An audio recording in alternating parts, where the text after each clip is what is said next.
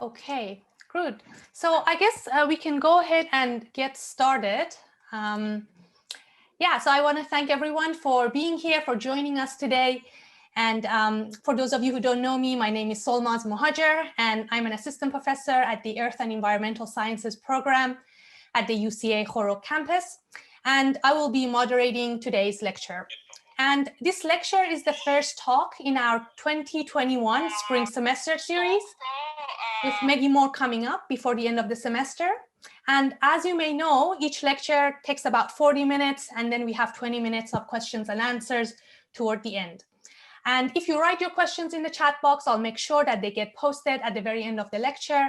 And I also kindly ask you to keep your microphones muted during the lecture and only unmute yourself when you have something to say. And I think Ben reminded all of us of that. So with that, I am very pleased to introduce today's speaker and my colleague at the UCA's EES program and MSRI Director, Professor Roy Sidle.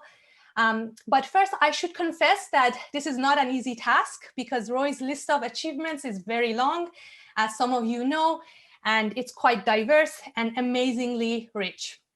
Now, Roy has more than 45 years of research, teaching, and leadership experience in hydrology, in natural hazards, in earth and environmental sciences, as well as natural resources management. And his work spans all continents, with the exception of Antarctica, I think. And he has extensive experience in South and Central Asia. Now, over his career, he has taken on several key positions across different sectors, including 15 years of leading projects at the USDA Forest Service in Alaska and Utah, as well as the US Environmental Protection Agency, where he was awarded for his outstanding leadership services. He has authored more than 200 journal articles, as well as many other papers and books. And for those of us in earth and environmental sciences, it's actually really hard and often impossible to read a paper on hillslope stability, landslide, and erosion processes without running into Roy's name. Now, Roy's work on the impact of forest and land use practices on surface processes is often cited in many environmental and management planning reports. And his work has shaped and informed land management practices in the past and to this day.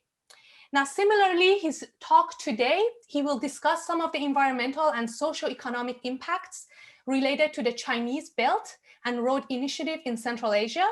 And most importantly, he will highlight the important role Central Asian countries can play, particularly with assessing the long-term sustainability of such development projects, and by also highlighting how they can actually contribute towards determining the conditions under which such projects are implemented. And with that, I will give the screen to Roy, and Roy, the floor is yours. Thank you. Well, thank you so much, Solmaz. I hope I can live up to that. That was very nice introduction. And yeah, I think some people need to maybe mute the microphones.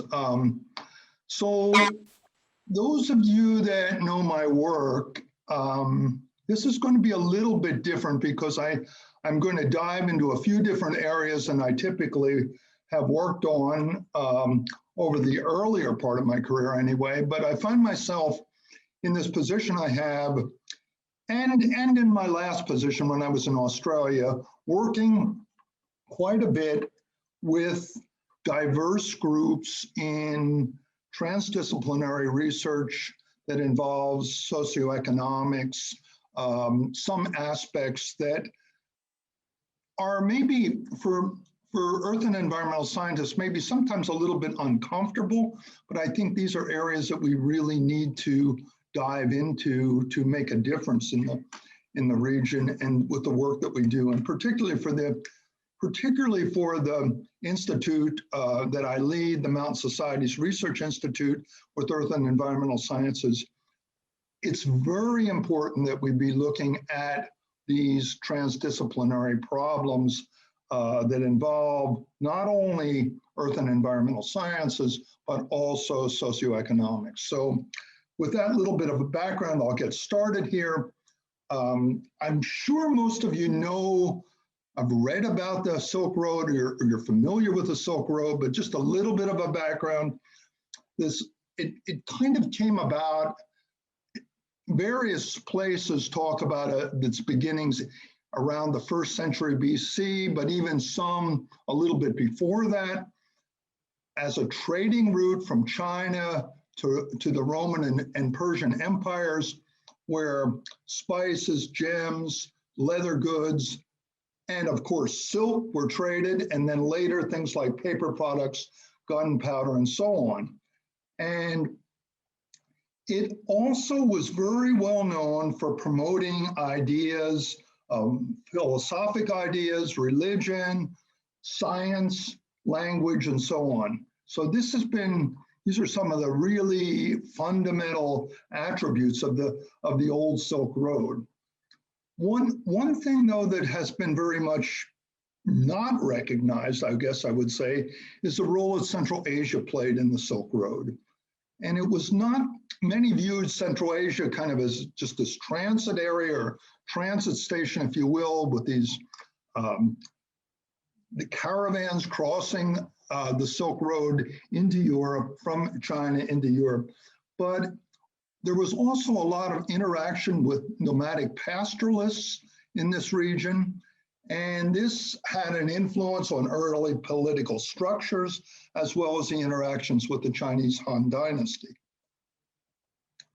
And very interestingly, even before this was known as the Silk Road, or became, it really wasn't known as the Silk Road back in that far back, but before the Silk Road really came into a corridor from China to Europe, nomadic herders in the Central Asian region were using some of these same routes.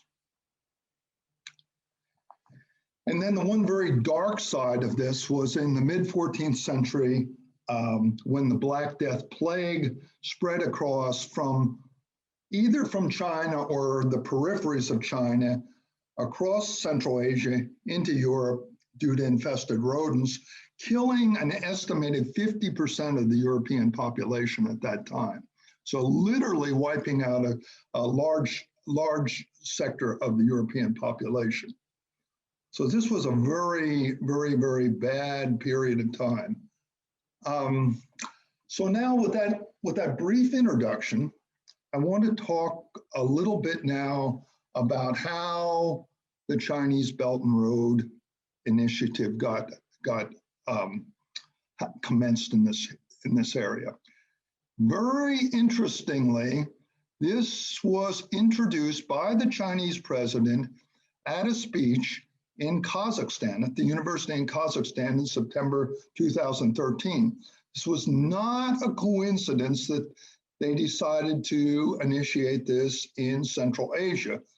And it really does underline the strategic importance of Central Asia from a Chinese perspective in the whole Belt and Road initiation.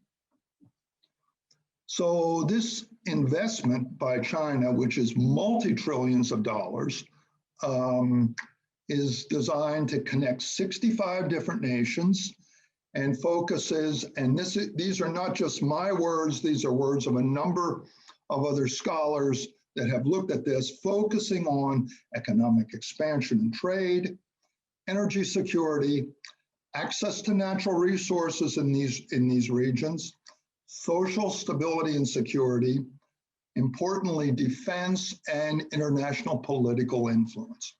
So very self-serving kinds of ambitions of this Belt and Road.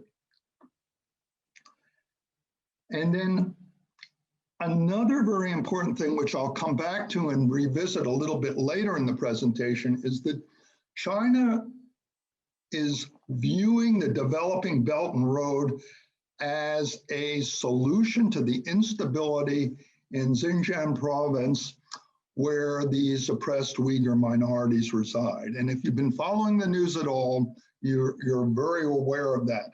As many as 3 million Uyghur minorities have been placed in forced labor. The Chinese call them re-education camps, forced labor camps that support this cotton supply chain, where cotton produced in that region of Xinjiang province is processed and then shipped to markets of fashion designers in the West. And there's a huge controversy swirling around this whole issue right now. And of course, I'm just going to cherry pick out a couple areas here that are associated. Shortly after the Belt and Road was launched, a number of propaganda issues came up through China. A year later, this Chinese state-owned news agency, Xinhua News Agency, wrote a feature called The New Silk Road, New Dreams, and outlined China's friendly policies toward neighboring countries. And then a year after that, the Chinese government came out with a statement that said, quote, "The Belt and Road Initiative is in line with the purposes and principles of the United Nations Charter," and, quote, "advocates tolerance among civilizations, respects the paths and modes of development chosen by different countries, and supports dialogues among different civilizations on the principles of seeking a common ground while shelving differences and drawing on each other's strengths so that all countries can coexist in peace for common prosperity." That's a big statement to come out, and not surprisingly something China would put out, but it really is very questionable now in terms of what has been transpiring. So along with this, before the Silk Road, maybe it was a glint in China's eye at that time, but long before this was announced, probably something in the order more than almost 2 decades before it was announced.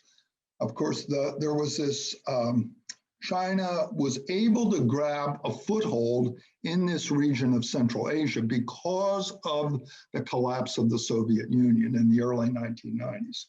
So this provided this segue for China to start tapping into natural resources in this area and commodity trading with Central Asia countries, particularly bringing imports from China. And it also was an opportunity to secure the borders here of these Central Asian nations with the eastern borders of China. And this was very, very critical. You can see the borders here outlined, and large border along Kazakhstan, Kyrgyzstan as well, and Tajikistan, and a little bit of the Wakhan corridor of Afghanistan. All of this related to Central Asia. Most of these border disputes were strategically resolved by the late 1990s. And since about the mid-1990s, China has embraced what most people consider a very friendly policy towards Central Asian nations. And so I ask, well, for what reasons? Since we're going to be talking about the road issues, now Belt and Road also has sea routes and railway routes and pipelines and so on. We're going to focus on the roads, actually. So I want to talk a little bit about problems associated with road development in Central Asia. And those of you who have lived in or visited Central Asia certainly know this by seeing it, but maybe some of these things will be a little bit informative to you. So the governments in the poorer countries, particularly Kyrgyzstan and Tajikistan, and also we'll consider Afghanistan in with Central Asia for the purposes of this. They have inadequate budgets for road development, for sure. And as shown on the photo here, once the main roads are developed, which are not very well developed, the spur roads coming off of these main roads proliferate up into the mountains for resource extraction, to access to villages, agriculture and grazing, and so on, and also border security. And I'll show a photo a little bit later in Afghanistan of the road along the Afghanistan border. So these spur roads are also very, very problematic because they're built with basically no design standards. And the terrain, as you can see, is very, very formidable in this area, very steep and very unstable in regions. So much of the Belt and Road development in Central Asia coincides with the Silk Road, the main routes of the Silk Road and the main routes that are located in Central Asia. These spur roads are coming off of that, but that's a natural progression of the road system. In terms of environmental impact assessments, and those are some of the students that were in my class, we just talked about this the other day, but implementation of environmental impact assessments in the Belt and Road is, I would say, elusive at best from everything I've read. And many of the Chinese policies related to overseas environmental monitoring and protection are non-binding.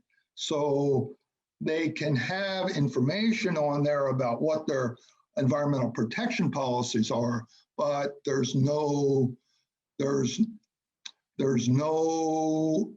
binding policy in there that will require them to post bonds or things like this when they're building roads. So looking at some of the current developments,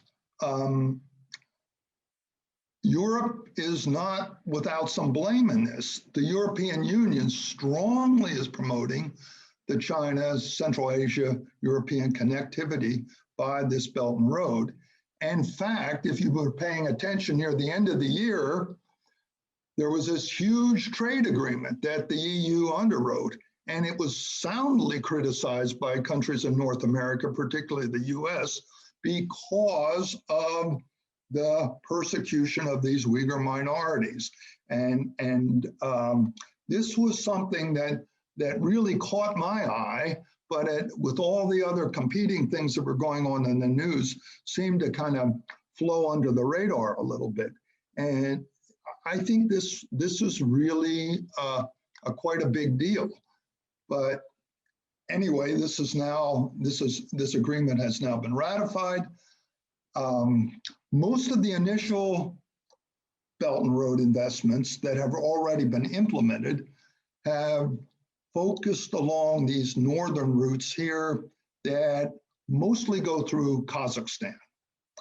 And that was for a reason. I mean, they have China has a very cozy relationship with Kazakhstan, and the terrain is much less formidable in going through Kazakhstan than the southern routes, which are planned, that will go through Tajikistan, Kyrgyzstan, and parts of Afghanistan. And those southern routes are going to play a pivotal role in the ultimate development of the Belt and Road, but they're obviously going to be more problematic. So I've been mostly critical of this, but let me just talk about some of the benefits of the Belt and Road in terms of Central Asia. It certainly would lower shipping costs.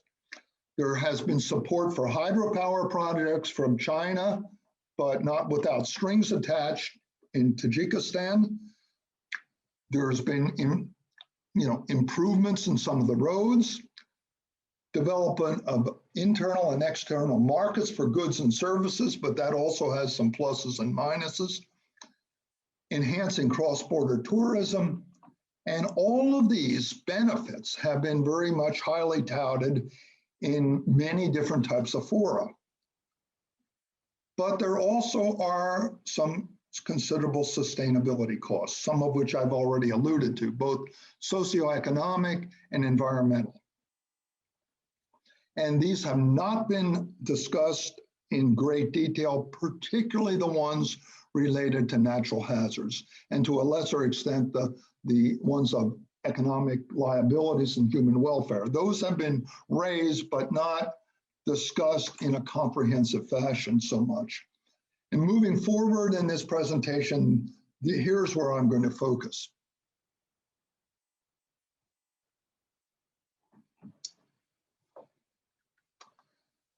So starting with the socioeconomic issues.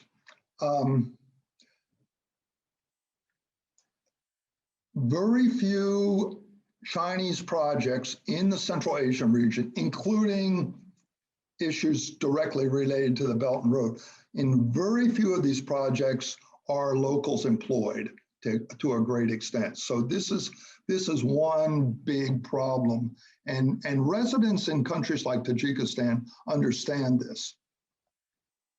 There's also concerns as these roads develop and the spur roads develop for resource exploitation that there might be forfeiture of mining and land rights. And as has happened in Southeast Asia and other parts of the world, there's usually, when road systems get up into these remote regions, some of the traditional land management practices can be disrupted, especially with resource exploitation. And this is work that was done by my colleague Roman at UCA, showing that the recent evidence from the initial BRI investments in Kyrgyzstan have shown little net economic gain, almost a wash, really. So, and then there's the question of debt dependency, which is very concerning. This is a graph that I picked out of a paper here, and you can see the two examples from, this is over a 2-year period after the implementation of the Belt and Road for Tajikistan and Kyrgyzstan. Kyrgyzstan's debt increased more than twofold, and Tajikistan's by about 50%. And this is a significant amount of debt dependency, and residents of these countries are concerned about this.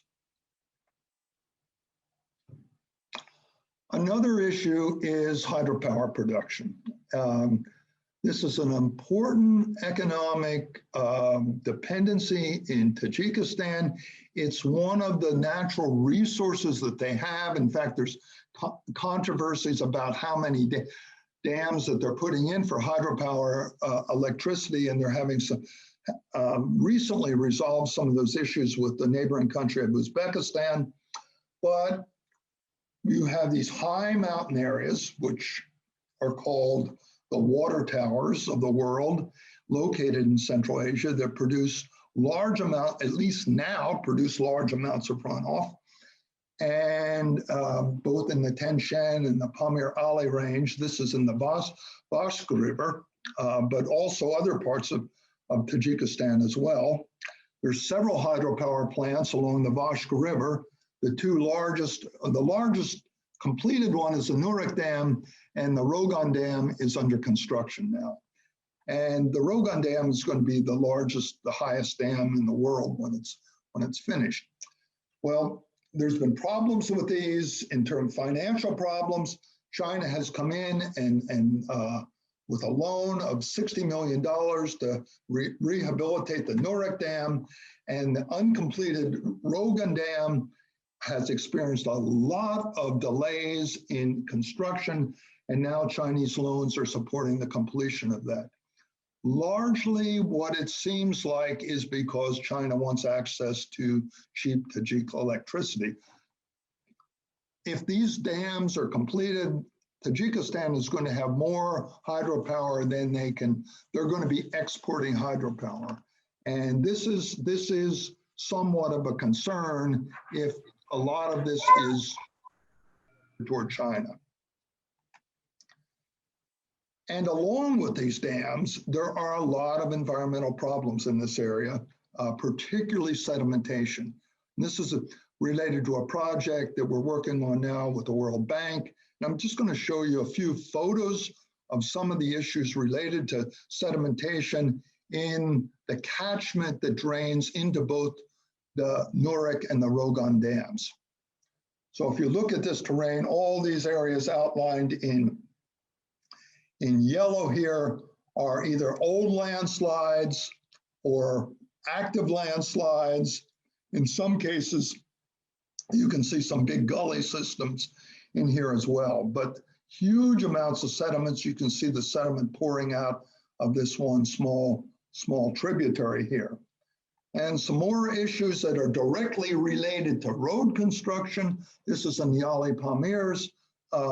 You can see all kinds of sediment coming in off of these roads in this region, and also cutting of very, very deep gullies.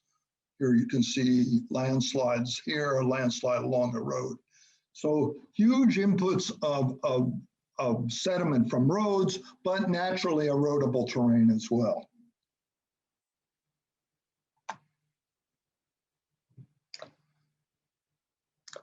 So taking a look at some of the other socioeconomic problems that will increase expansion with the expansion of the Belt and Road, resource extraction, mining, precious metals, gemstones, and limestones, other resources as well, but also oil and gas exploration. That's more up in Kazakhstan, but China has their eye on all of these things.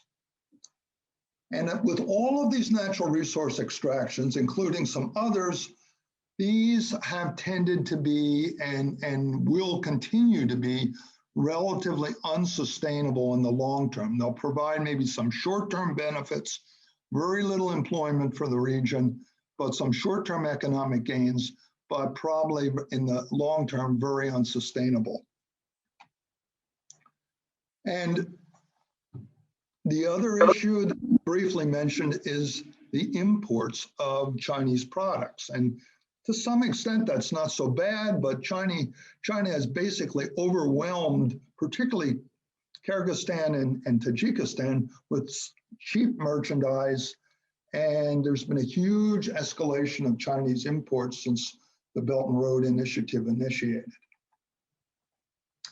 And as I mentioned about these loans briefly, there's another catch to this in that the loan recipients are typically asked to pledge loyalty to the One China policy. And this includes an issue which I'll come to in a second here. There's also been a vast expansion of Chinese military exercises on Central Asian soil, particularly in the western part of Tajikistan along the China border. And also destruction of Pamir villages with these large trucks running through them. But probably the two potentially largest effects, which haven't been on the radar of many people, the first one being something that could happen, and we're all very aware of this now with the pandemic that's going on for over a year now, is the transmission of communicable diseases. And there's a lot of history of this in places like Amazonia, where people that have lived in very secluded areas without a lot of interaction with outsiders, that they're very susceptible to diseases coming in. So this is something that's been completely off the radar with the expansion of this Belt and Road. The other thing are these human rights abuses, which are actively going on with the Uyghur minorities, the Uyghur Muslim minorities, along the borders of the eastern borders of China. So first of all, taking a look at the communicable diseases, how might the Belt and Road expansion affect communicable disease transmission in poor Central Asian nations? Vector-based disease transmission is quite a complicated thing, but it is well known, as I mentioned, that any kind of transportation corridors they access in the remote regions can be a transmitter for communicable diseases.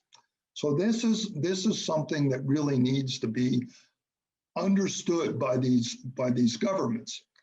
And it's particularly true in the isolated mountain villages where residents haven't been exposed to outside diseases and where they potentially have very little immunity to those.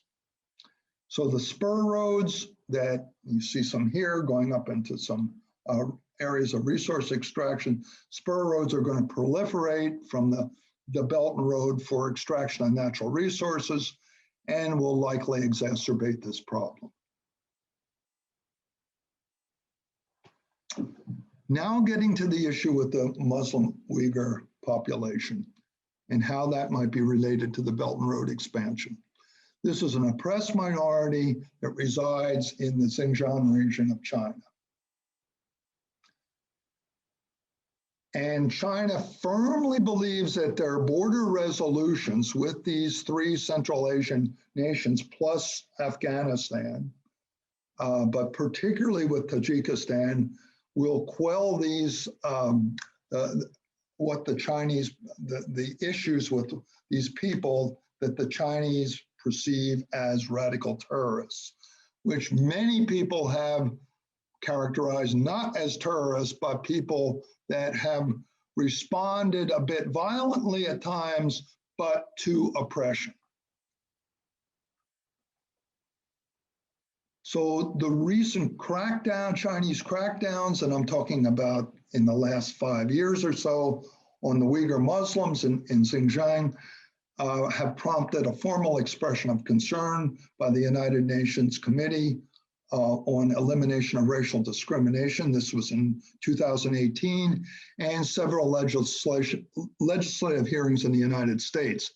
And if you've, again, a lot of this got lost in the political things that were going on in the US and the coronavirus news, but even in the last couple months, this has definitely been on the radar of people, and has been a news item.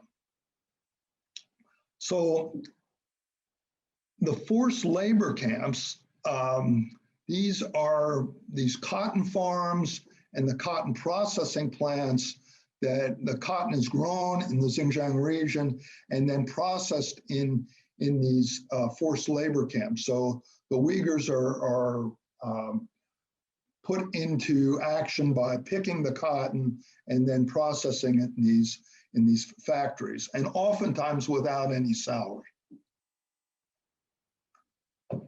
And the poor governments of Central Asia are basically turning a blind eye to this.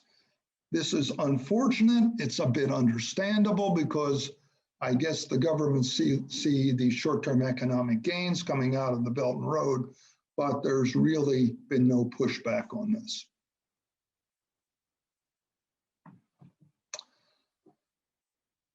So now I want to turn the rest of the presentation to some of the environmental issues, which is something I'm more familiar with, but I think the whole package is important.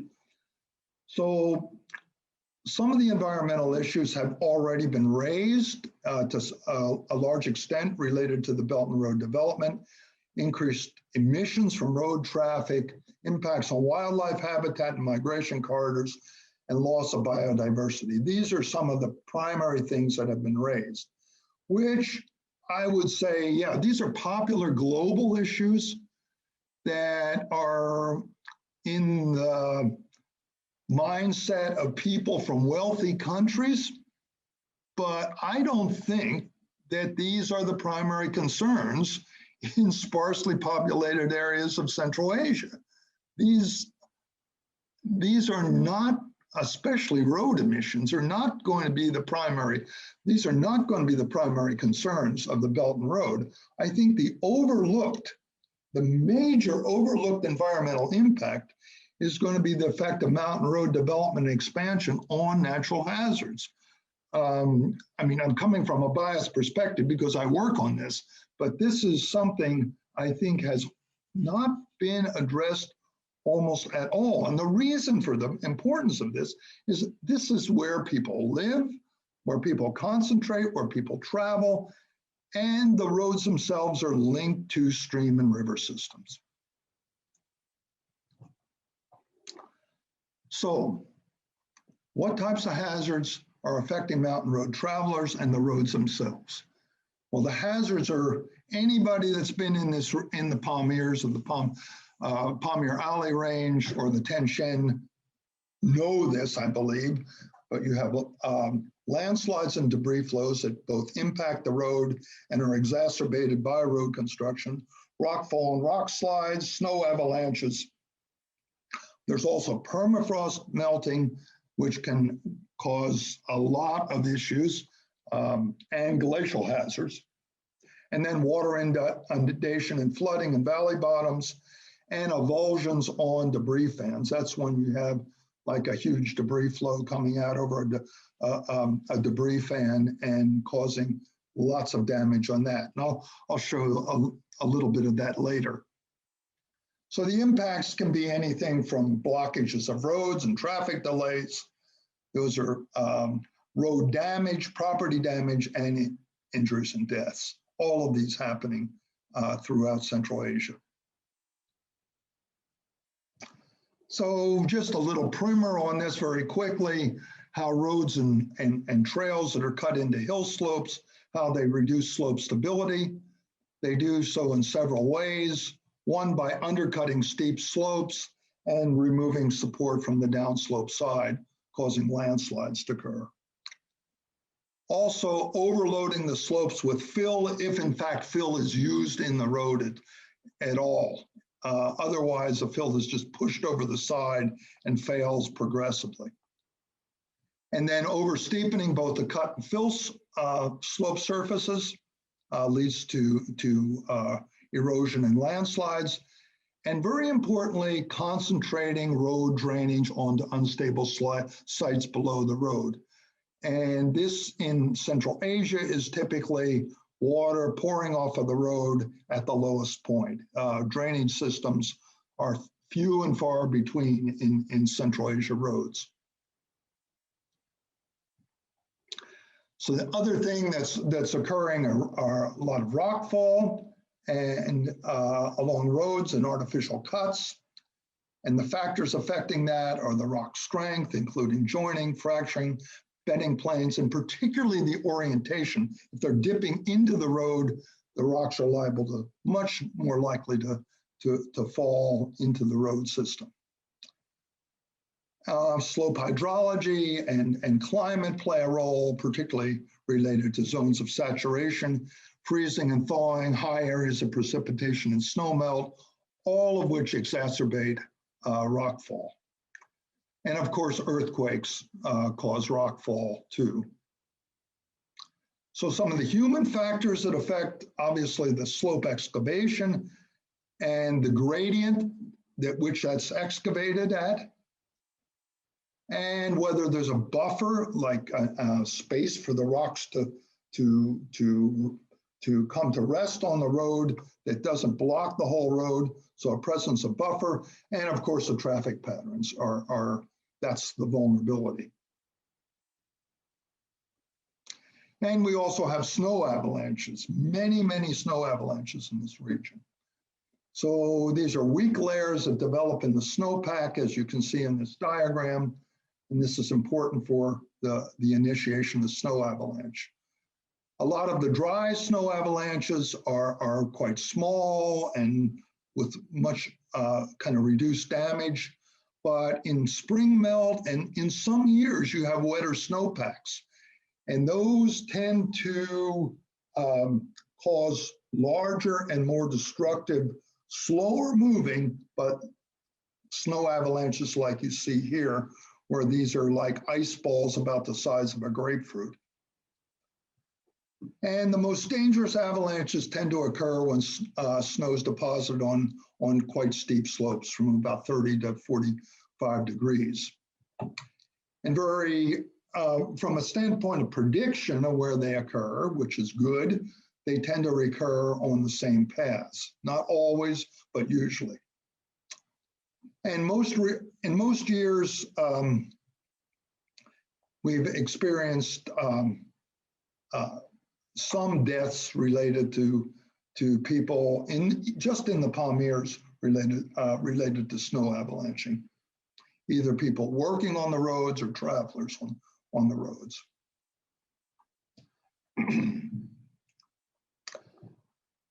So another aspect of, I call them unimproved roads, unpaved roads, which are most of the country roads in Central Asia. Unimproved roads and trails tend to alter hydrologic pathways and augment flooding in streams. So you can see water running off of this road, contributing. They tend to short circuit runoff to streams and exacerbate flood peaks. And so the location of the road is important. Of course, roads that are located near streams or cut into hill slopes are the most have the most potential to short circuit water into those stream systems. The overall connectivity of the whole road network, including trails and roads, is very important in connecting to water to runoff to stream systems. Another kind of a hazard that happens is gully erosion, deep gully erosion. This is an example of runoff from roads in the foothills of the Pamirs that's caused big gullies leading into tributaries of the Vashka River. But you can also see this in plenty of other areas. In the Ali Pamir, in the Pamir Ali range, also deep gully systems, deeper than this. But I thought this was a good example of runoff coming from road systems, not all of it initiating from road systems, but a lot of these gullies initiating from runoff from road systems, causing the gullies to develop, taking land out of productivity, and contributing high loads of sediment to streams. I briefly mentioned fans before. So we have alluvial fans and colluvial fans. Alluvial fans are fans caused mainly by flood waters. Colluvial fans are caused by debris flows, a mass wasting event. And then there are fans that are combinations of the two. What you see here, and this is in Afghanistan, is probably mostly a colluvial fan. These fans are formed where these steep gradient streams come into a larger valley, usually meeting a river system or a larger tributary. Here, this is on the Punch River, and you can see you have this development of a fan system. This is a more mature fan that hasn't evolved over a long period of time. This is a very active fan system here. So the avulsions, well, I'll get to that in a minute, but so in the dry areas like the Pamirs, these are some of the only flat areas people have, and they're used for agriculture and roads because they're less steep. And they have multiple channels oftentimes with levees. You can see this down here, and they may collect a lot of coarse sediment, and also if there's vegetation, woody debris. They're desirable sites for development, and you can see houses on them in places, agricultural fields, because they're some of the only flat land. And to the untrained eye, they may look like good places to build, but they're definitely hazardous. They focal points for human natural hazard interactions. So these avulsions that occur are when you have a big debris flow come down, and it might jump out of a channel, and actually, because the channel could be blocked, and actually take a different course, causing very big damage. There's ways of looking at these debris fans and judging how stable they are, how stable the channels are, but still they're very vulnerable sites to to have any kind of buildings on, and agricultural operations need to realize that at any given year, the agricultural fields could be completely wiped out. So roads across them are problematic. So briefly, permafrost and glacial hazards along roads, excavation into and around rock glaciers can cause slope failure because rock glaciers, if you're familiar with that term, it's like a glacier, but it has much more rock material in it. But usually kind of the matrix is supported by permafrost. So the melting of that material can cause some catastrophic slope failures. And melting of permafrost due to climate warming can also trigger debris flows that destroy roads and other areas. This is, the photo is an example of solifluction lobes on a hill slope in Kyrgyzstan, and you can see these lobes coming across here. This is a particular problem now with climate warming, how solifluction and even deeper seated landslides, as I'm talking about here. At higher elevations, you can have this progressive melting of permafrost, and this causes problems for road construction, but also initiation of landslides. And then the very famous glacial lake outburst floods, which actually are not very common in Central Asia, but when they do occur, they can be very devastating. And this is, anybody that's been to our campus in Khorog know this is the famous Barsem area where a series of debris flows occurred from melting permafrost around a glacier in July 2015. So this basically wiped out a whole village in here with a series of debris flows over a period of about a week. So, okay, I guess we're doing all right here. I'm going to be finished in a bit. So while sediment hazards along roads in Central Asia have not really been studied, given that China is going to be doing the work in this, a lot of the development in this Belt and Road, it's interesting to take a look at mountain road development that China has done in their own country. And I happen to have done a lot of work on landslides and erosion in Yunnan, which is steep terrain, but not nearly as formidable as the Pamirs. And this is a study that this just shows two areas I worked in the Mekong River Basin, the Upper Mekong River Basin, and the Salween River Basin, both of which have huge amounts of landslides. And I just want to show you a little bit of data from one part of the study in the Salween Basin. This is, there are six road segments that we looked at here. And this one here, this is broken up into cut slope and fill slope landslide erosion.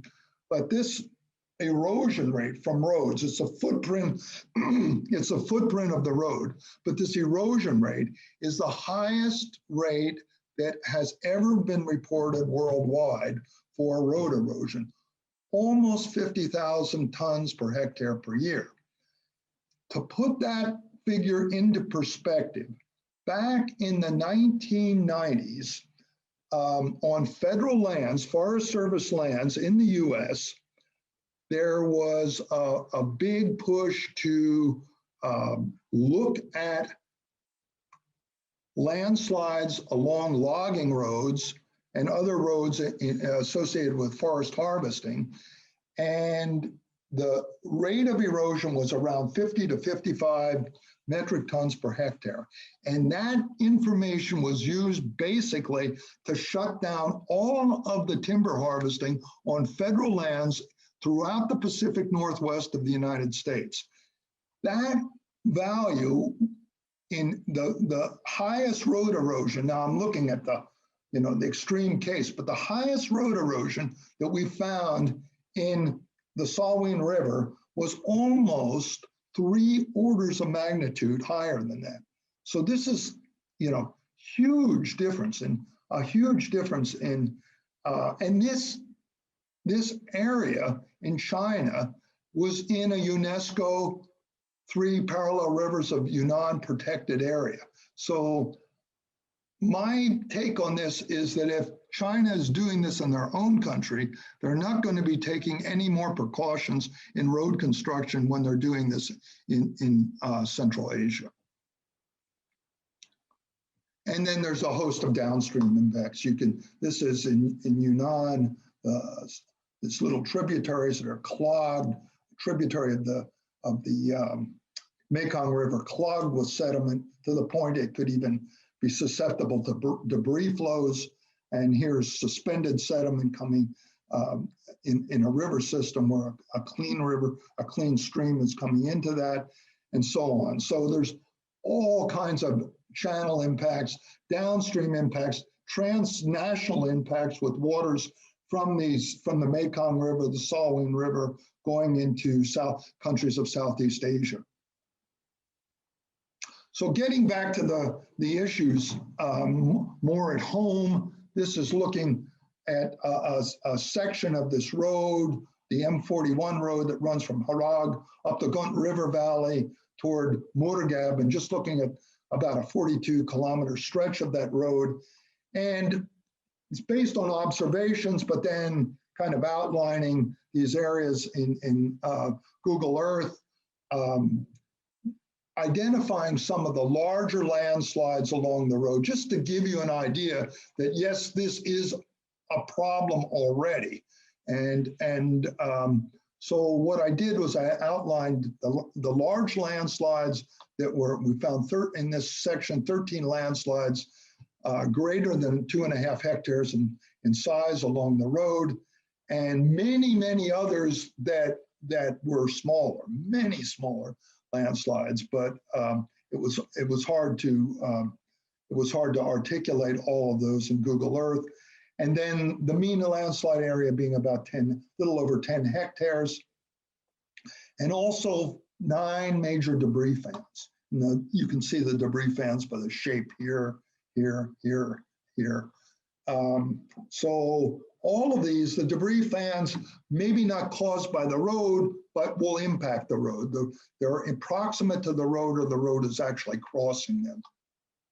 So again, these are settings where these natural hazards are very much already there, and any additional road construction in this region has to be done with great care.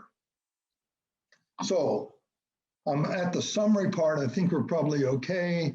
So first I'll ask the question of how these poor nations, and when I say the poor nations, I'm primarily looking at Tajikistan, Kyrgyzstan, and then of course Afghanistan.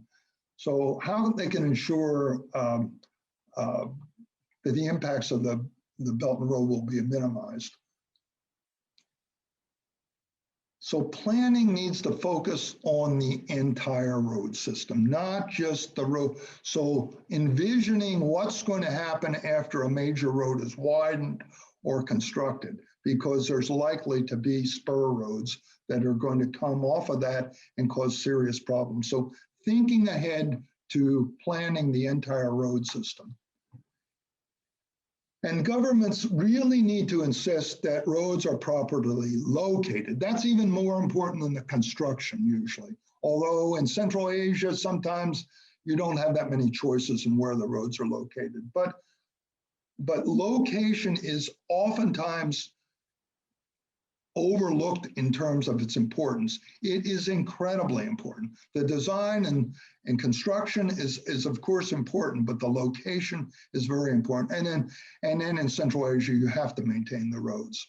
So attention needs to be placed on reducing connectivity of roads to streams, and I've talked about that in related to sediment delivery, flood potential, and downstream impacts. And care must be taken with valley bottom roads across debris fans. So inspection with geoscientists is essential, And I think the use of remote sensing in the location and planning of these roads is also essential. And then finally, how do we get at minimizing some of the socioeconomic impacts that I've talked about? I'm not an expert in this area, but what I read, I'm trying to understand this better. I think reducing foreign traffic into remote regions to minimize disruptions to things like traditional land management practices and the spread of disease, that is important to consider. And also just recognizing China's past history of its self-serving posture in its so-called development projects. Governments need to understand this. And also developing a systematic approach that not only addresses short-term economic benefits, but also examines the externalities and potential impacts. And finally, understanding that while the direct effects of roads are quite obvious, these exogenous issues are also important. Recognizing the history and biases inherent in practices linked to the development and initiation and mission of the Belt and Road are very essential for Central Asia. So with that, I thank you. This is the paper that this lecture is based on. If you'd like a copy of it, feel free to write to me. It's freely available. It's an MDI paper. It's freely available, so you can just go to sustainability website and download it, but I'm happy to send it to you. So thank you very much. I hope I didn't go over time too much. Thank you very much, Roy. It was quite interesting and of course very relevant. I noticed that we do not have a chat box organized for today's seminar, but it's okay. I think we can ask participants to unmute and ask questions one at a time. And if you allow me, I'd like to first ask you the first question, and it's kind of a general question, and then hopefully our participants will dig into the details a little bit. And my question is, how can academic institutions such as the UCA and MSRI contribute to ensuring that such development projects are actually on track and are being monitored? Do we have a role? And if we do, are we playing that role? It's a very relevant question. I mean, we're not a political operative, but we can influence this. In fact, I've already written what would be called a white paper to Kishwar on this topic. Kishwar is AKF's head person, and he may even be on this call, on this seminar. And he asked me to do that some time ago. And this is a kind of follow-up of that. So that's, you know, the first little baby step that we've taken in this direction. I think there's a lot of other things that we can do. We've been trying to, my supervisor, Bodan, the Dean of the Graduate School of Development, he liked this paper and he had it translated into Russian, so it got out to reach more people. It's not though just what I've done. I think it's, you know, it's being a little bit more proactive, drawing upon having some, it is a touchy issue in a country like Tajikistan, because the government, to a large extent, appreciates the trade agreements, the benefits that they get from China. But I think they, you know, it's very important that they realize that these are not sustainable, especially things in some of the support for the hydropower plants. So I don't have all the answers, but I think, you know, we're trying a bit. Thank you, Roy. And to our participants, please unmute yourself. And if you have a question, Roy is here. So please go ahead and ask your question.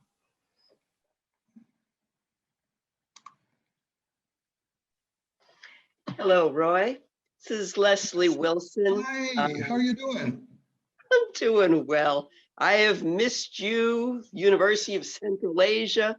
stuck in Kansas right now, but hoping to get back later this year. And I wish your family the best. That's a terrible Thanks. time they're going through right now down there in Texas. Thank you.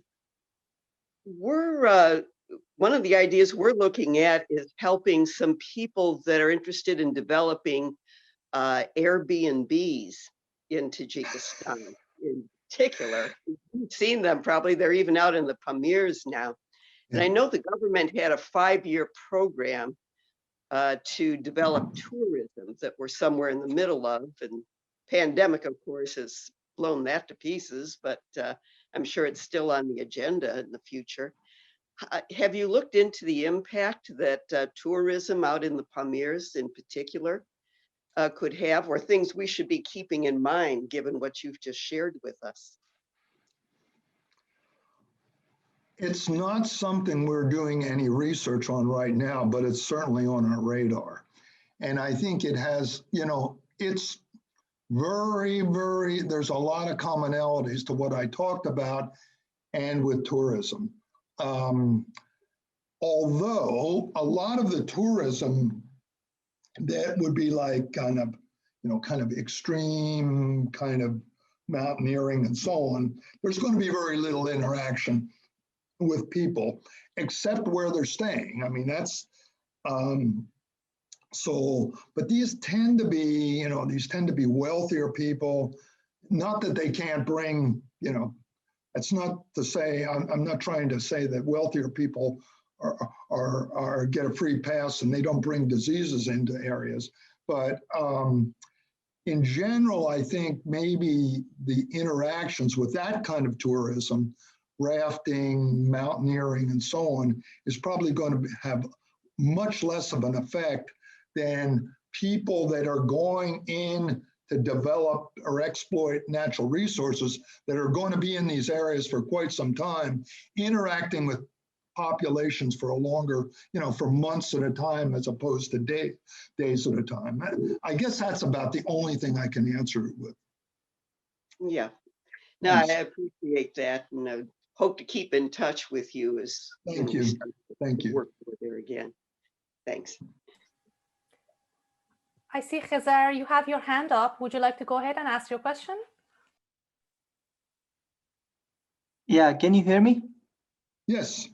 Yeah, so my question is very simple. So you said that, these investments are like, impacting the roads and, impacting all these facilities that will be developed. So don't you think that, China has done enough projects already, and in investment of such, such big investment, they won't be doing if they know about, all the impacts they are going to happen? And then another point is, don't you think that all of these controversies are just a ploy against China? Like, China is trying to do a good thing, and then doing some big investments in these areas are and countries are not like, these countries are well established and knows goods and bads about it, right? And they agree on some terms, so they know what they are getting themselves into. So what is your take on this? Right. Well, I know you're from Pakistan. Pakistan has a very cozy relationship with China. Honestly, I don't think Tajikistan, Afghanistan, and Kyrgyzstan, I don't think the governments appreciate the longer term sustainability issues related to these roads. And I disagree with you that the countries really know what they're getting into and have studied this. In fact, I'm very aware that some very developed countries do a poor job of road construction in mountains. And so I'm not faulting necessarily Tajikistan or Kyrgyzstan for not recognizing this. I'm just trying to put it on people's radar that these are problems that are going to happen. And the human rights issues, I mean, this is a huge issue. This is a huge issue. And I think as a global community, again, this is my opinion, but as a global community, we should be standing up against what China's doing with the Uyghur Muslim minorities, and not condoning it and not saying, you know, okay, this is all right, you know, we're going to sign an agreement. When a country signs an agreement that says that they're going to abide by the one China policy, that means they don't criticize China for their persecution of Uyghur Muslims. All of these things that I talked about, there's no criticism. To me, this is censorship. And I firmly believe, again, my opinion, but I firmly believe that they need to be called out on this. It's not just, yeah, I remember when I wrote the paper, Bodan, my supervisor, said, you know, this is kind of, it's fashionable now to criticize China. Maybe it is, but these issues that I'm bringing out are kind of new issues to be criticized. And I think they're worth criticizing. Again, my opinion. Yeah, thank you. You're welcome. Yeah, thank you, Roy. And if we don't put those issues on the table, maybe nobody else will do. So this is important. Exactly. Yeah. Sadaf, would you like to unmute yourself and ask a question? Sure. Roy, first of all, thank you very much for answering Kizer's question, because I kind of share very similar, very similar perspective on how countries like poor countries, even Pakistan, get themselves into, projects that they're not really aware of what are the consequences, because most of the thing that they're seeing is the economic perspective and not the socioeconomic, not the social problems or environmental problems that are arising out of it. I think a very similar thing in Pakistan is CPEC, which is again something an infrastructure project in which China has China is investing, but then there are a lot of social as well as environmental problems that are arising out of it. So I'm just wondering, because there are problems, and then a country, a superpower, maybe we can say that. So, a superpower like China is investing in a lot of poor countries and giving them loans. We also saw that chart. So I was just wondering why something like EIAs or strategic environmental assessments, they're not incorporated into such projects where big countries are investing into poor countries. On why aren't these made legally binding on an international platform where UN declares that this is important, and there's no way the projects are occurring without these. Yeah, I think this is a very good point, Sadaf. I think this is one of the big problems with international law. I should have my son on here. He's the lawyer. But yeah, I don't think there's a lot of teeth, if you will, in international law to, this isn't something you're going to drag to the Hague Tribunal. On, maybe human rights things could be, but again, it's very complicated.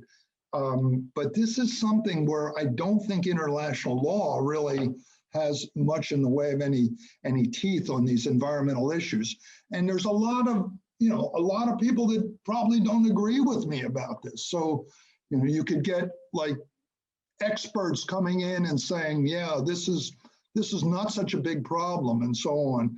So I really doubt whether, and as far as environmental impact assessments, it's the same story.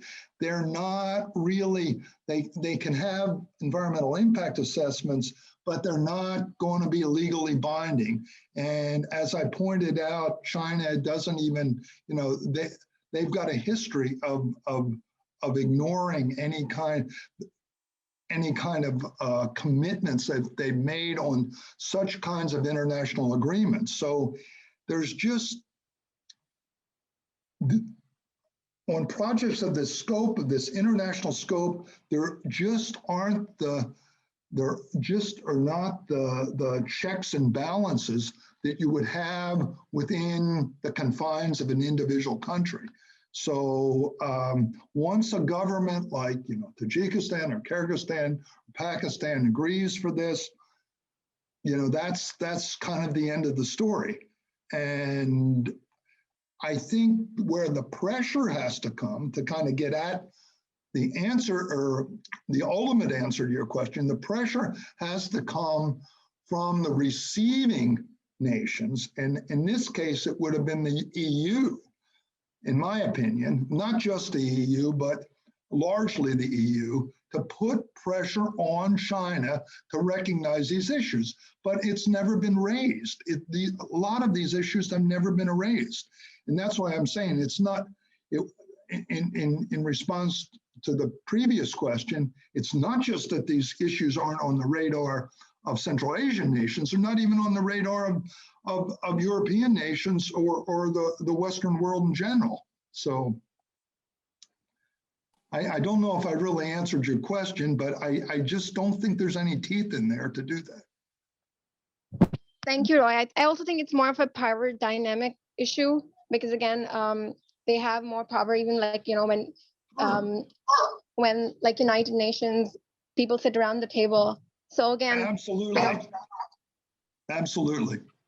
Thank you very much. You're welcome, Sadaf. Good to hear you. Okay, great. Vladimir, would you like to go next? Yeah, thank you. Hello from Gießen. Roy, thank you for your interesting presentation.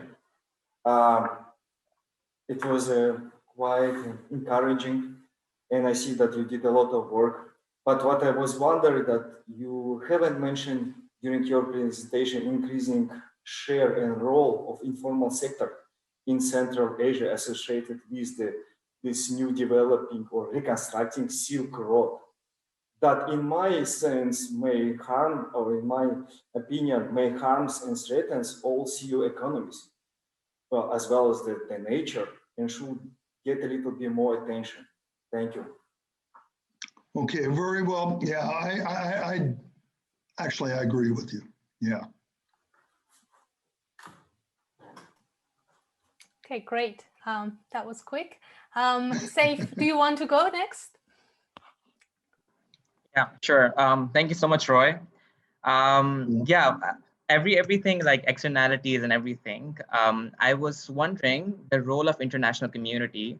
And when I say international community, and since you're from the US, I was wondering why US, because of the US presence in Central Asia already, I was wondering, and I want to know your perspective on it, why US is not very open in criticizing, because, they have like a large voice in the whole dynamics of the world.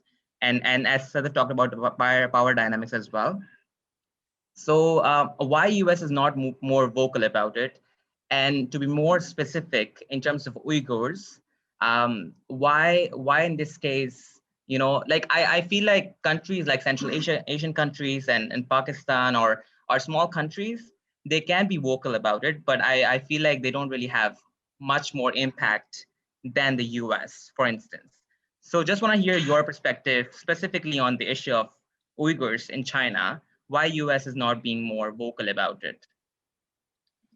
Well, I actually think they are fairly vocal now. I heard something just about a week ago putting some pretty strong criticism. I think they're actually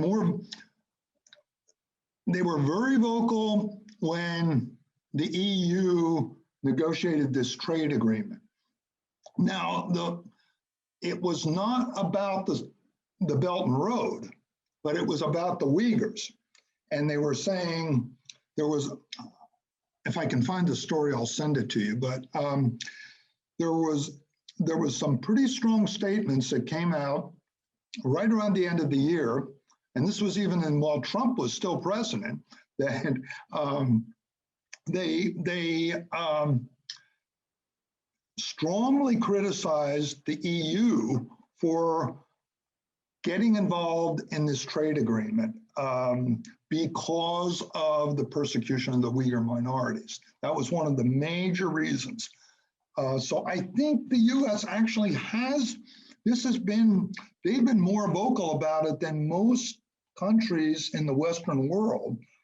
Maybe not as much as they should be, but, and it gets, it's easy to have, it's easy to have Central Asia and problems around that part of the world dwarfed by some of the other things in the world. It's often off the radar of many countries, but I would argue that the US, and I'm not always supporting US policies for sure, but I would argue in this case that the US has been more vocal about it than most European countries.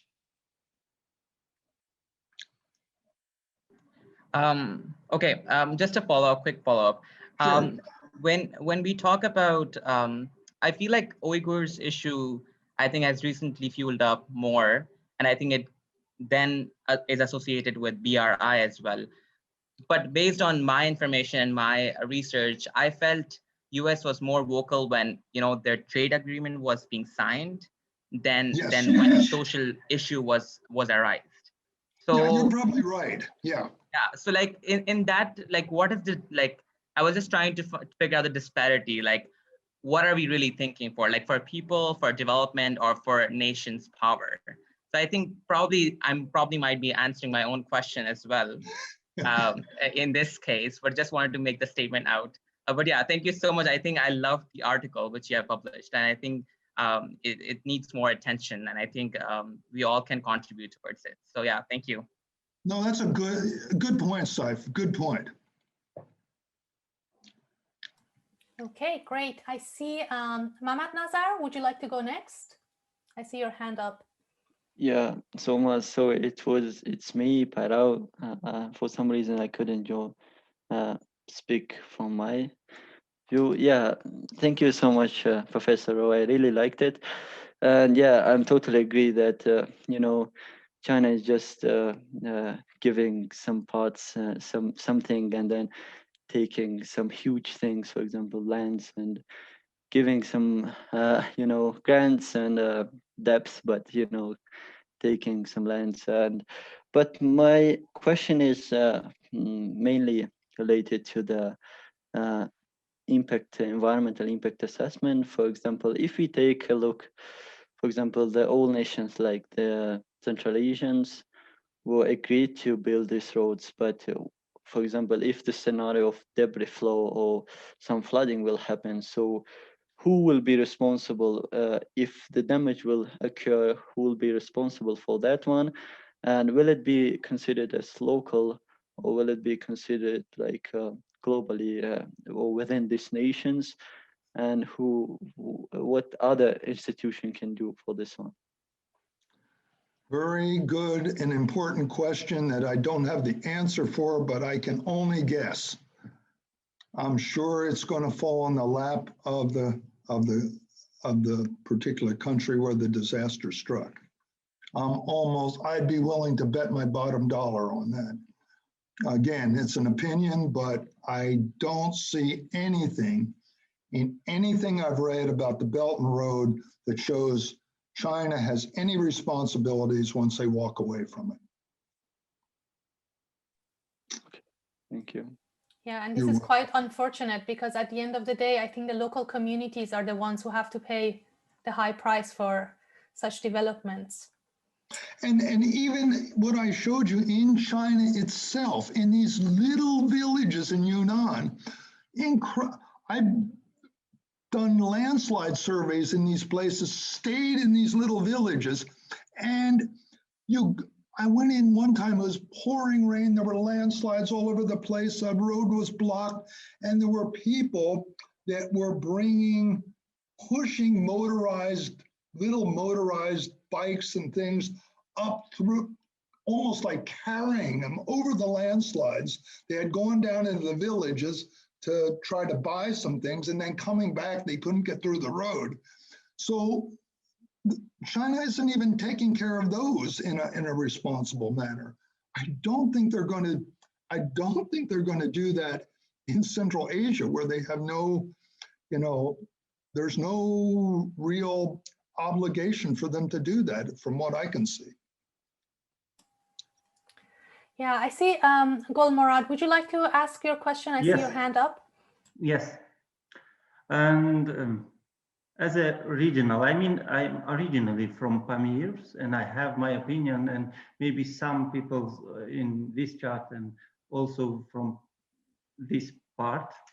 And when I hear the opinion from different types of people from different countries, different level of knowledge and other things, of course, the first thing which we need to demonstrate and to see and to hear is what is the positive moments.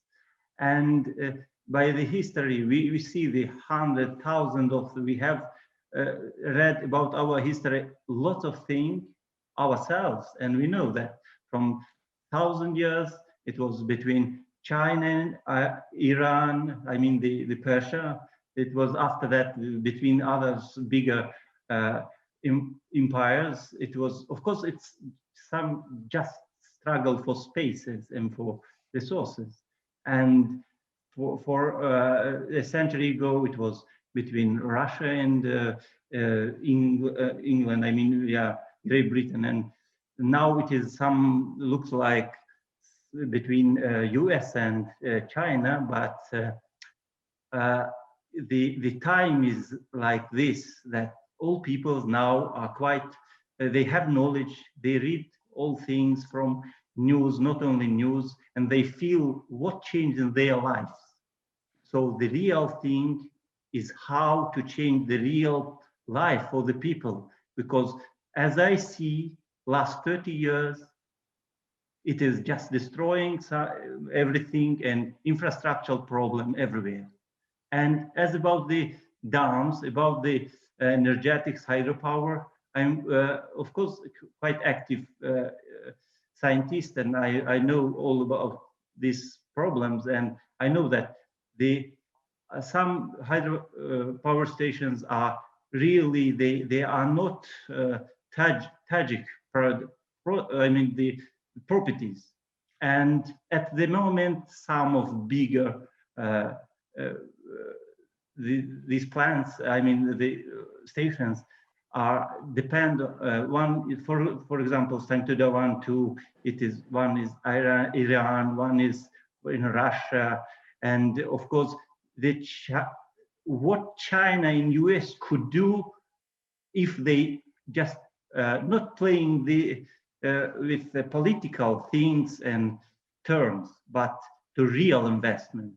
So the real investment is the bigger question. And as I'm local person, and of course I am interested because a lot of people are my, not only my neighbors, they are my people. So I know that if they get something, of course it will be good. But for us, from 90s, it is not so good to see that most people are migrating, changing citizenship. But of course, they could bring some monies. They're sending some monies to their brothers and sisters. And in global world, it is the question not such that we need to find the basis of the things for human beings, for making life better.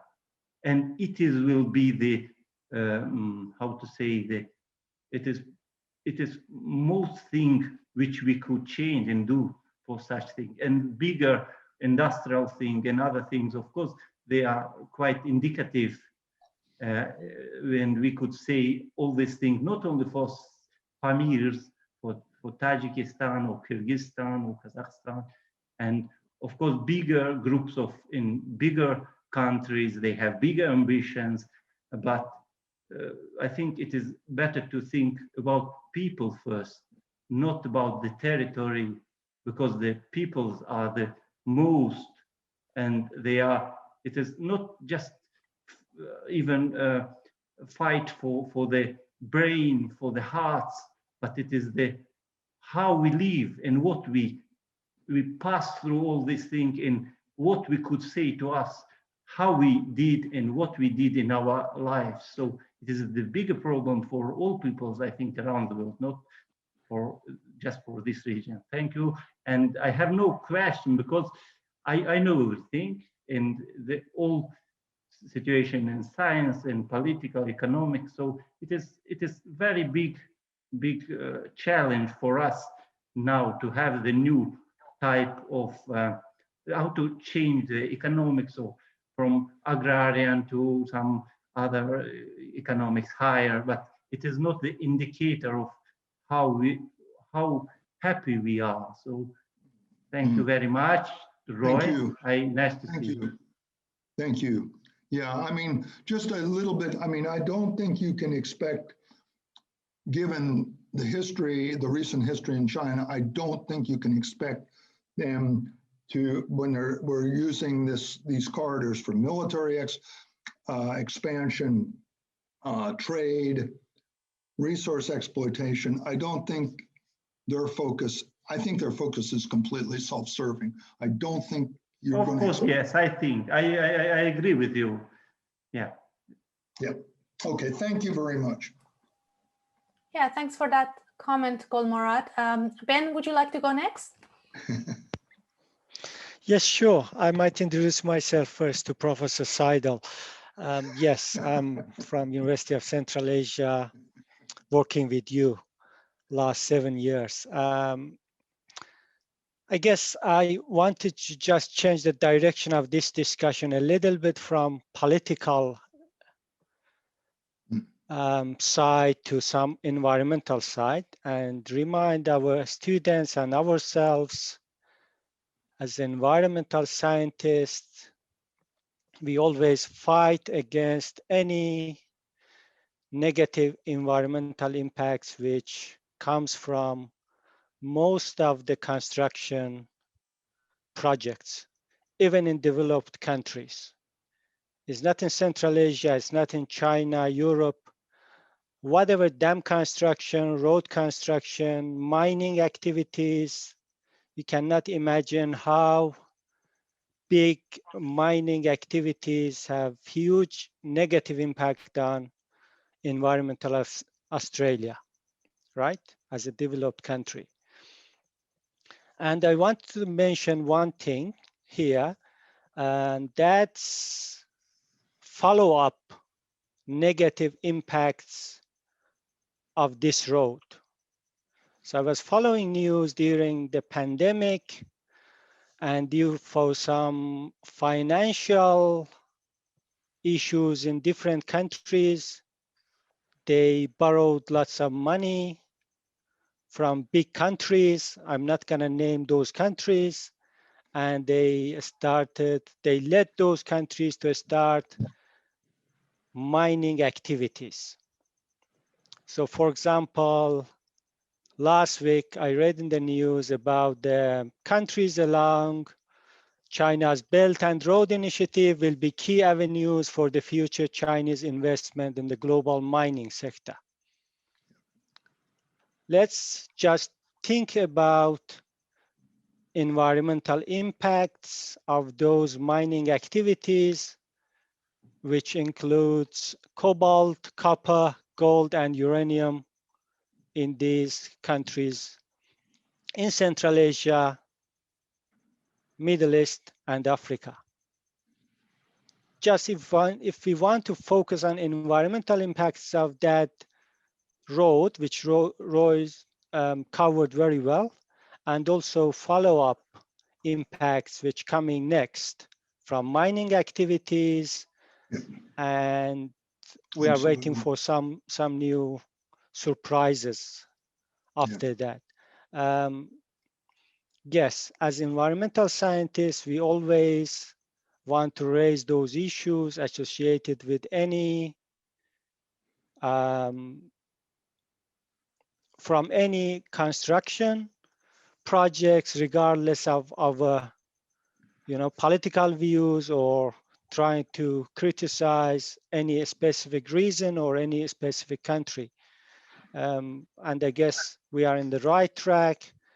We study those environmental issues in the region, and we will continue in studying and doing research and publishing those results. Thank you very much. I completely agree, Ben. And some of the problems here are exacerbated because a lot of these resource extractions are going to take place over a limited number of years. And I don't see any provisions in there for any kind of meaningful reclamation, even if you could reclaim these areas, which is going to be incredibly difficult and incredibly expensive. And they're just going to walk away, leaving a problem, as you mentioned. Thank you, Ben. Hi, Nusrat. Would you like to pose your question? Thank you so much, Solmaz. First of all, I would like to congratulate and thanks Professor Sidle for the excellent presentation. I'm Nusrat and I work as a global head of emergency management with the Al-Khan Agency for Habitat. My question is, I think maybe majority of us would not really, oppose this great initiative, but it's more about how well we can do it in the name of resilient infrastructure. And the question here is, what role the civil society and the communities in particular, together with the academia and development practitioners like the UCA and the AKDN, can really play to make that resilient infrastructure happen.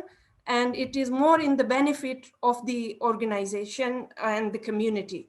So that is something I really see, quite room that we can really, work together and bring that may be called, accountability, governance, and of course, like transparency. The environment, as well as, the other issues rightly mentioned in the study itself, I think all those are valid, but the role to play, that needs to be more, I would say, explored. Thank you. You're absolutely right. I mean, this is, and I think this is where organizations like yours, I mentioned that I've talked to Kishwar and AKF about this, where he's trying to bring this to the attention of the government. But any kind of organization, you're in a better position than we are to do that interface with the political, and now we're getting back into the politics that Ben took us away from, but I think this is important. And we can supply some of the technical expertise, some of the scientific expertise, and working with organizations like yourself, with AKF, with others, that we might be able to influence the government. I know it's a very careful, no pun intended, road that we have to travel down to do that, but I think that is very necessary, and I totally agree with you. I don't have all the answers for sure, but working together with people like yourselves and others in civil society, I think that's exactly the way we should be going. Okay, I see that we are going way past time here. So thank you for those of you who stayed. We have 2 more questions and we'll take those, and then yeah, we'll call this finished. So Hangama, do you want to go next? Yes, thank you so much for the presentation. Can you speak a little bit louder? Sure. So can you hear me? Yes. Yes, yeah, go. Thank you for the presentation. Since we were talking about the famous Paris Rim, and we know the effect on the main road, I guess M24, China and many other countries invested in rebuilding it, and as it is the main trade road, but very less is observed since 2016 about its construction and sustainable planning. And my question is, how can the investors better manage their policies, laws, or invest purpose so that their allocated amount will be spent as it was aimed? Oh, that's a very difficult question for me to answer that I don't have a good answer for that. I could tell you, for individual projects where, like, for example, if roads that are going up into some of these dam construction sites for individual projects, then that's where I think that very specific guidelines for road location, road development, road construction could be implemented and bring in good geoscientists, geotechnical experts to evaluate some of the problems that are going to be encountered on those roads in individual projects. But along the main roads, that's going to have to be with the government, I believe. So I really don't have a good answer to the totality of the question you're raising. It's important, but that's about the best I can do. I'm sorry, Ngoma. Thank you. Okay, and I guess our final question comes from Vladimir. Would you like to go? Yeah, thank you very much. I am a side listener and not a specialist in this field from St. Petersburg State University. Many thanks to professors, was really interesting and the topic is important. As I've got your message, one of the key messages is that road construction should be very environmentally friendly, and we have to keep in mind all these links with the natural risks which are connected with this. But do you also mean that Chinese road construction technologies are not so good, not environmentally friendly, and that the special care should be taken on that? I don't know. Though it means I feel that Karakoram Road in northern Pakistan was built not so bad, and Chinese are long-term policy oriented, and probably they are not so short-sighted that to do bad things and to lose their soft power assets. Thank you. So good questions. I'm speaking for my experience in working in mountainous areas, and I think you're probably right in some areas that China certainly can build good roads, there's no doubt about it. They've built high-speed train lines, like here I'm in Japan where we have the Shinkansen. They build high-speed train lines across, but I'm also reflecting on the work that I've done in Yunnan, China, in the three great river systems, the Jingsha, the Salween, and the Mekong River system, where I've spent probably a couple months of time working. And in those areas, and this is not so distant past, it's all in the last couple decades, the roads that have been constructed in there have not, in terms of location, have not been well located. They have not, they've cut through unstable rock sequences. And the data I showed you is not just a one-off piece of data that we collected from the worst case, and so I outlined the worst case, but there's roads all over that go off of the main roads up into villages, and this is the kind of road that I'm mostly concerned about in Central Asia. I'm more concerned about the spur roads that are going to develop off of the main roads for resource extraction and so on, that are going to ultimately develop mostly by the Chinese, maybe by locals, but it's going to be, those roads are going to be encouraged by more traffic more trading along that main road. So the resource explanation up into these mountain roads, from what I've seen, these very steep, small, infrequently used, I call them what was the term I used in the presentation? I usually say secondary roads, but unpaved, undeveloped roads that proliferate around Southeast in Central Asia, those are the ones that I think are going to be the real problems. And I don't see the evidence that I have on these roads in China. And it's not that I've been all over China, but I've spent a lot of time in Yunnan in similarly steep terrain, not quite as steep as Central Asia, where incredible problems have happened. And this is in their own country. So what I'm saying is to expect them to do a better job in Central Asia, I'm very skeptical of that. So that's where I'm coming from. That's where I admitted, you know, I mean, you look at that article I wrote, it's an opinion article. These are my opinions. So these are not, you know, it's not something we can have factual evidence. We're not that far along yet, but I'm just saying, based on my opinions, what I know about roads and landslides, we ought to have this, countries in Central Asia should have this high on their radar, because this is likely to be cause some very significant environmental problems in the future. So that's, yeah. Thank you very much. Thank you. Thank you.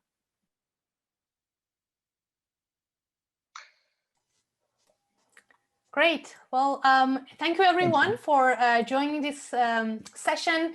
And thank you so much, Roy, for this very important conversation, I would say. It generated a lot of good questions, a lot of concerns. And as you said, this is the time to think about these issues, to raise awareness about them, to have them under our radar, because before they become major issues. And so thank you for that. And I just want to remind our participants today that we also have another lecture next Friday at the same time, 5 o'clock Tajikistan time, by Khalek-Nazar Kuchekshov from the mathematics department at the UCA Khorog campus. So please, if you have the time and interest, join us. I'm sure it'll be a great talk. And yeah, and once again, thank you everyone. Have a good evening or morning or wherever you are, and see you soon.